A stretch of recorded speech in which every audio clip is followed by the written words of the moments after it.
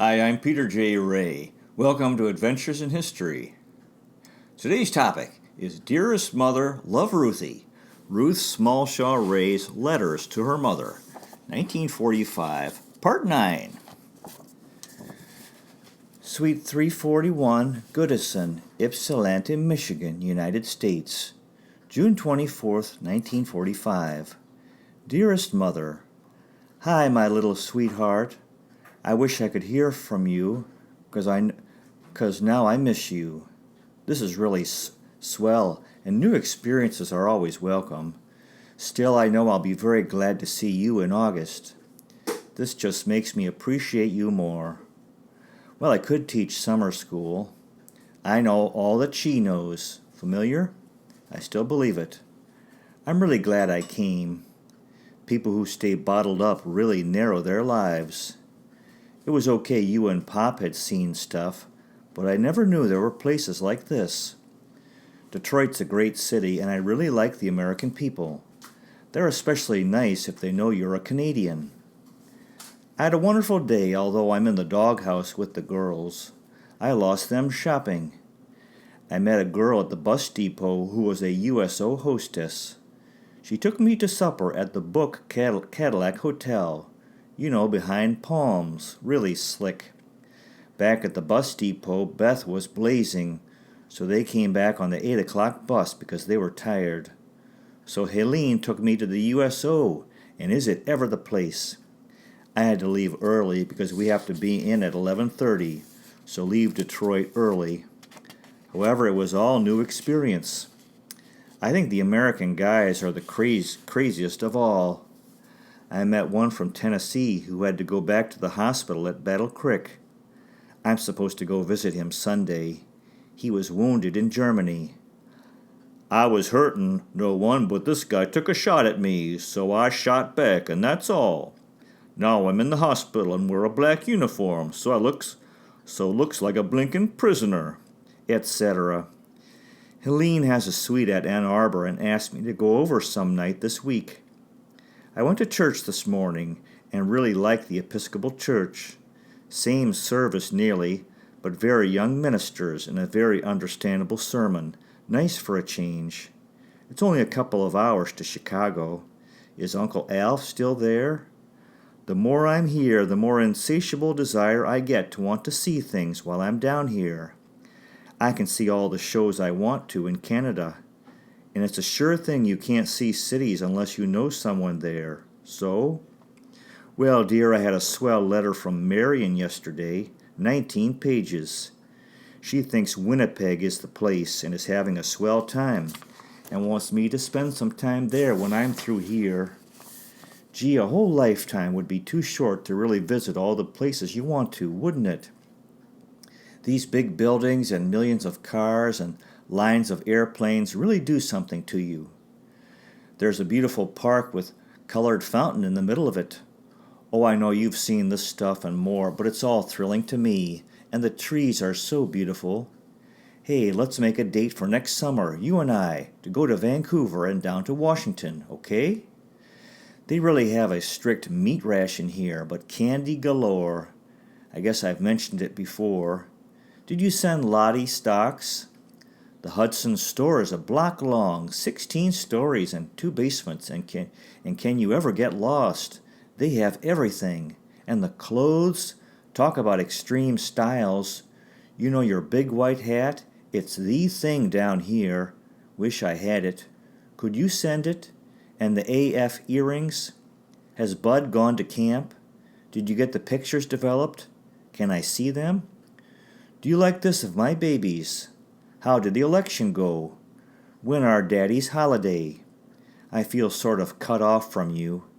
Thanks for being you.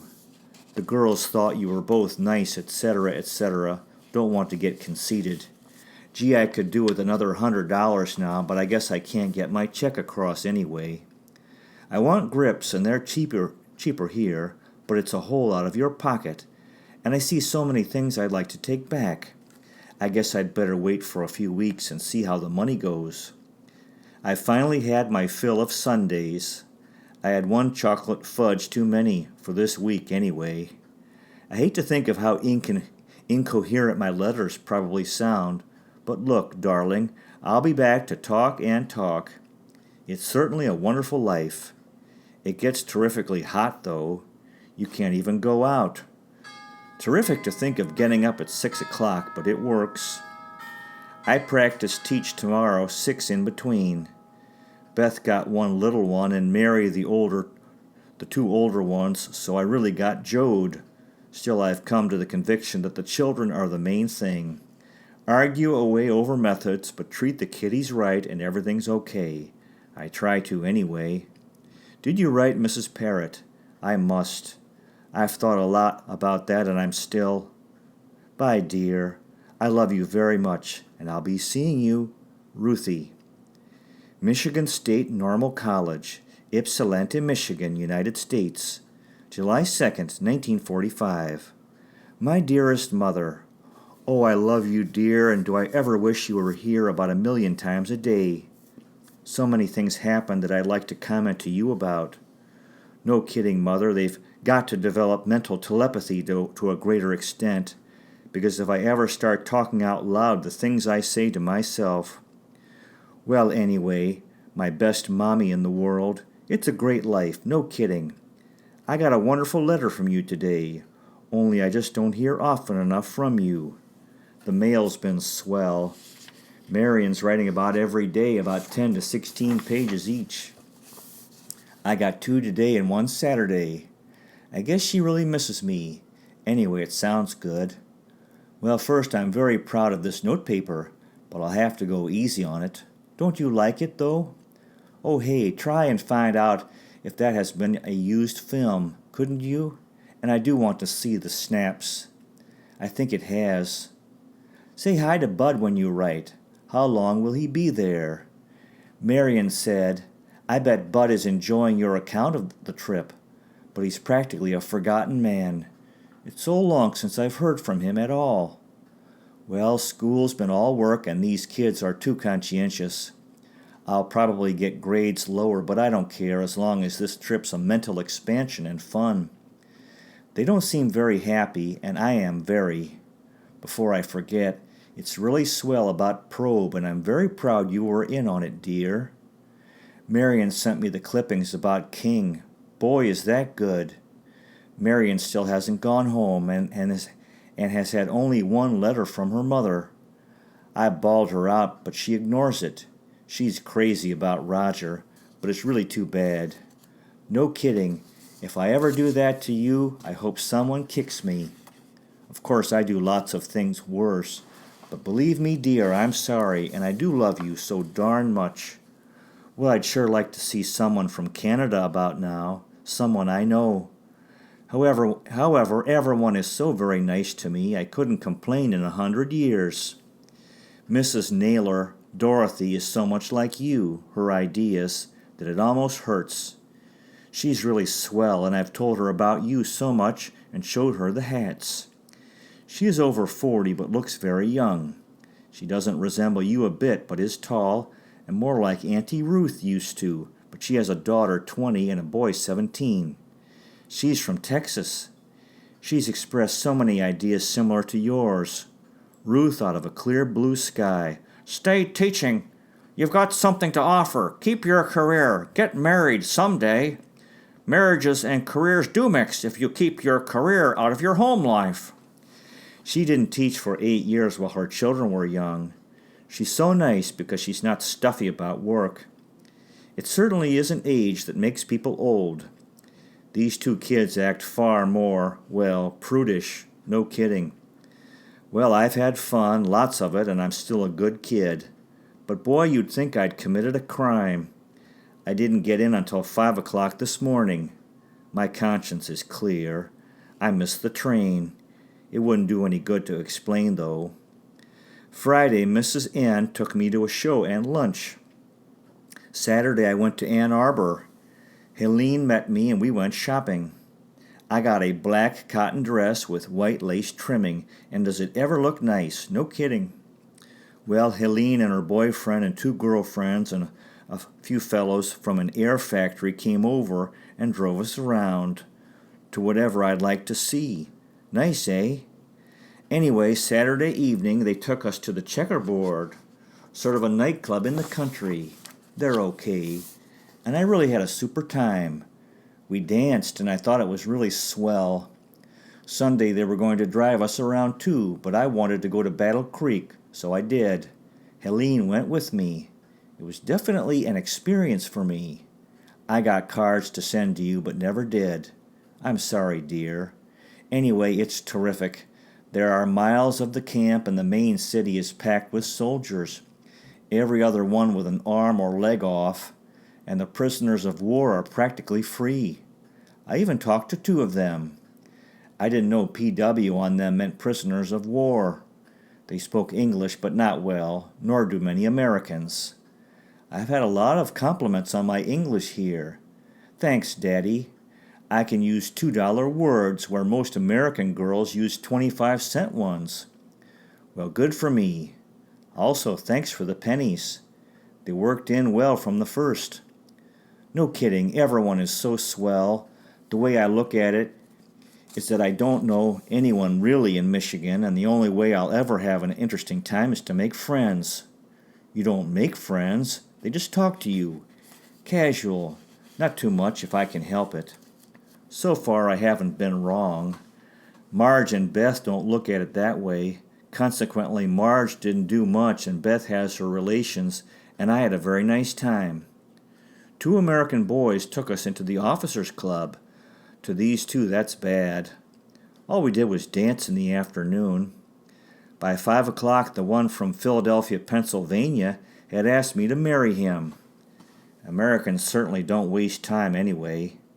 Now I know American boys are all crazy, except that he meant it. Possibly the fact that they've all been wounded in Germany makes them act extreme. It is terrible the way the POWs have all the privileges too, though. Well, that's 1,000,001 incidents to tell you about. The scenery is still beautiful out there, too. Fort Custer is very picturesque in spots. I've never had so much to think about in my life. It's great. Well, Lottie outdid herself. Charge $1.05 for your trouble. Gee, I'd like to write to Uncle Alf. Maybe he might get to Chicago. Oh, well, that was really nice of Mrs. Parrott, wasn't it? I told you I had a letter from Marshall, didn't I? Yes, dear, I do plan on seeing Marion for a while in August. I've had a lot of nice compliments from there, and Marion says that Roger's mother has often told about you and me, said what a swell girl I was. Nice, eh? Well, dear, you can't imagine how much more I could say. I want to write more often, but there's so much to see. I love you so much, and there certainly was never, nor will ever be, anyone in the world as wonderful as you. Please write. Love, Ruthie. Suite 314, Goodison, Ypsilanti, Michigan, United States, July 15th, 1945. Dearest, darling Mommy, Oh, Mama, I've just finished ripping up a perfectly gruesome letter that I wrote to you. Homesick, you know. Maybe this won't be any better, though. Do I ever wish that I were with you now? It's cold and just pouring buckets. I slept until 12:30, so missed dinner, but Dorothy, Mrs. Naylor, made me go out and get a steak dinner, and knowing how I feel almost persuaded me to send you a telegram. I guess there has to be one of these days to make you appreciate the nice ones.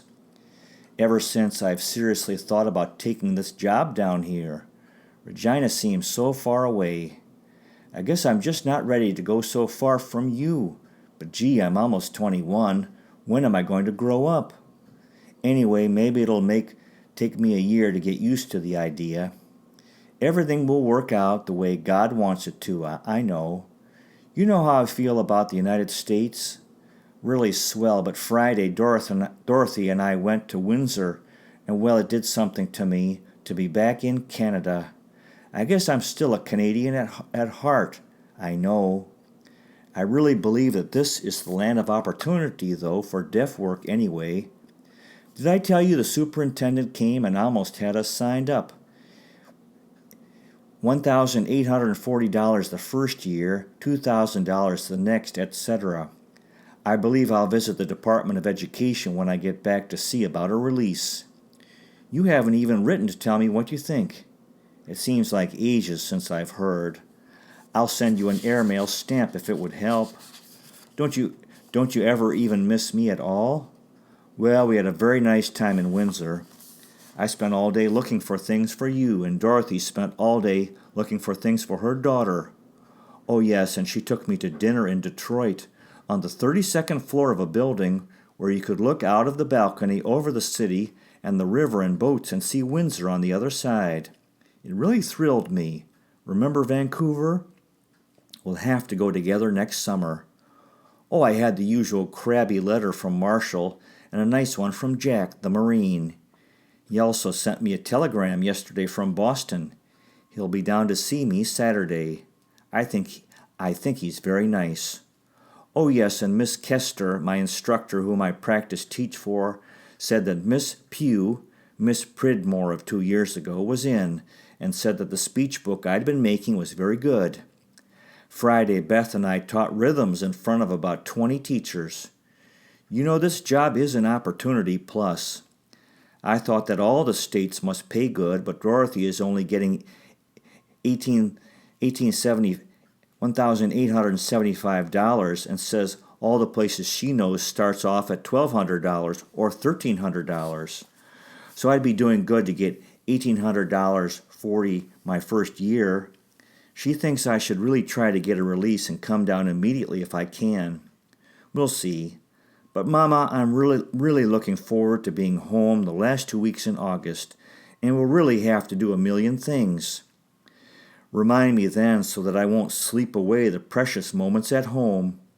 I do wish that you'd try hard to get someone to build you a cute fence and try hard to get the cement sidewalk done.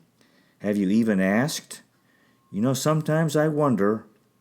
Anyway, I was all through the modern homes in Hudson's in Detroit, and the ideas, simply amazing.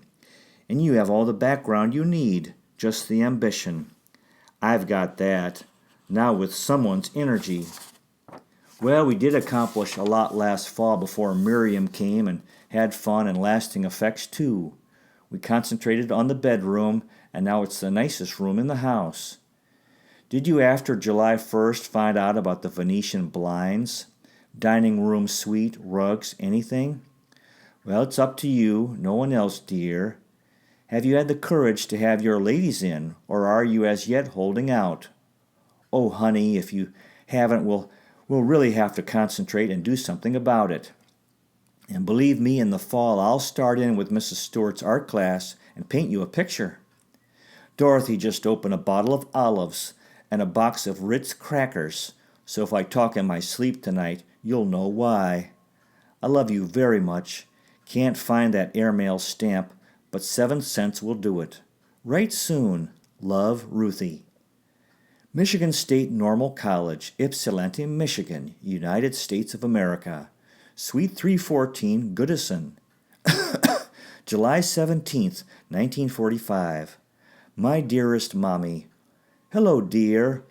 Oh, is it ever a wonderful world again?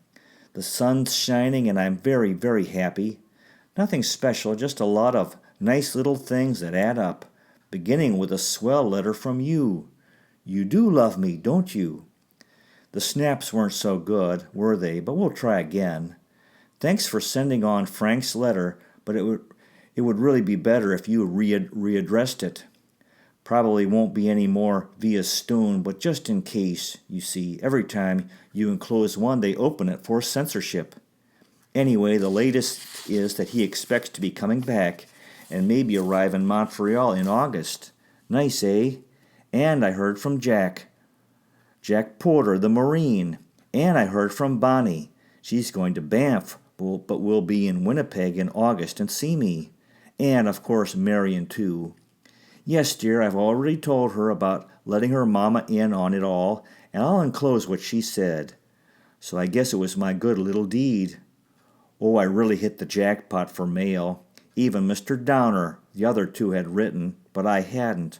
So he asked about the scarcities down here, including writing materials. Yes, Marshall said that he'd applied for a compassionate discharge. Hope he doesn't get it. His was one crabby letter. Every time I get one, it's worse. I think Miriam would want me to write to him, otherwise. No kidding. Maybe Alice can sympathize with him,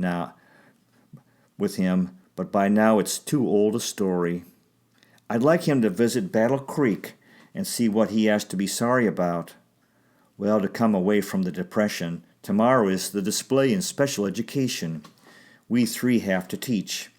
I have the 6 children, Beth and Marge too. I'm to teach speech, and Miss Kester said, "You do beautifully." That's not the word I'd use, and I'll be glad when it's over. Oh, they're cute kids, so I usually know where I'm at. Quite a veteran now, dear. 2 years teaching. It hardly seems possible. I thought when anyone had taught 2 years, they were about ready for superannuation. And I can't even spell conscience. You're right. Mrs. Naylor's daughter is in the Navy waves and her son's going to college. She also writes to his roommate, her adopted son from Puerto Rico, and he said to say hello to me and would like to meet me. She's invited me down for Christmas. Oh, someday in the 1950s I'll fly down. Yes, it was cloudy here during the hour of the eclipse. We got up at 6 o'clock anyway. Gee, I'm so hungry. It's really awful, the food. I've lost my chins, so no one will recognize me. Oh, we buy the notepaper. I'll enclose these 2 letters and you send them back, please. The credit hours he mentions are to get my B.A. Oh, I got an A for my midterm exam. So did Beth and Mary. The rest of the class are sort of put out about it. Tomorrow night we're invited to something, and after special guests at Lord's, writing in the car. Bye, dear. I love you very much. Ruthie.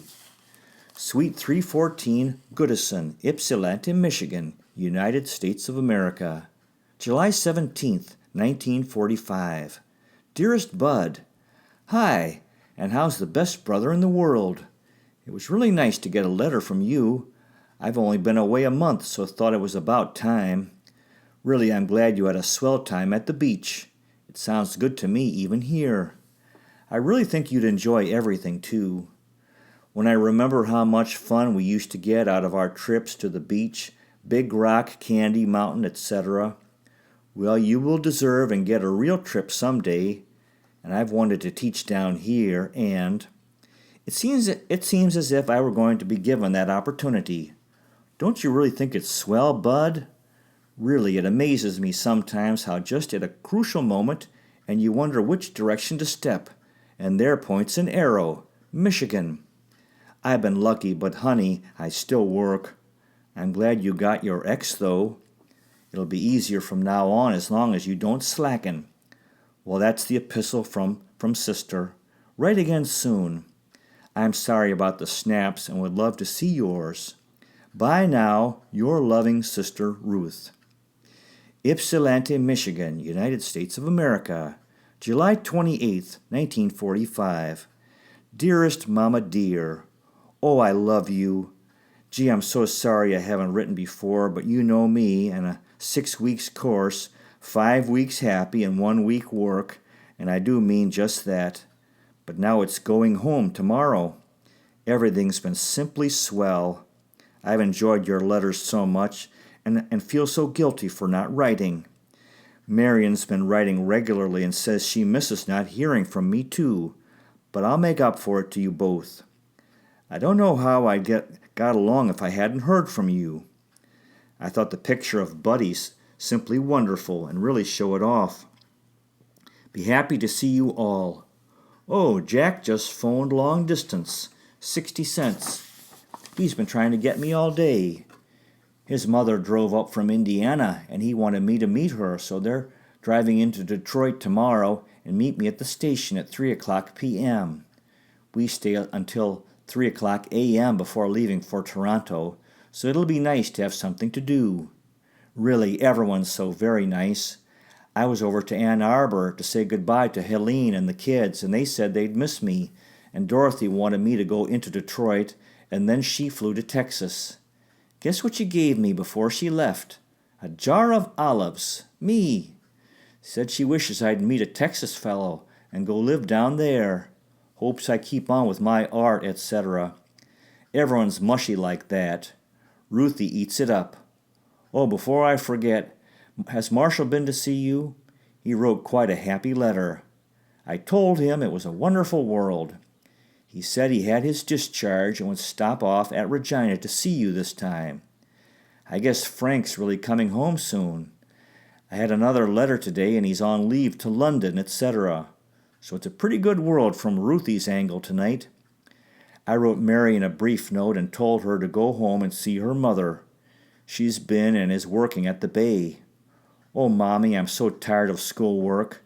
I love this for the travel and experience of meeting people, but study, it's all I can remember doing for years.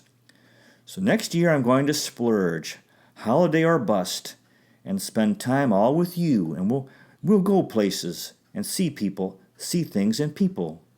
I love you so very much. I know God let you pick your parents, 'cause I was sure a good picker. Be seeing you soon, honey. I'll write when I can, and if I can't, you know I'm okay, won't you?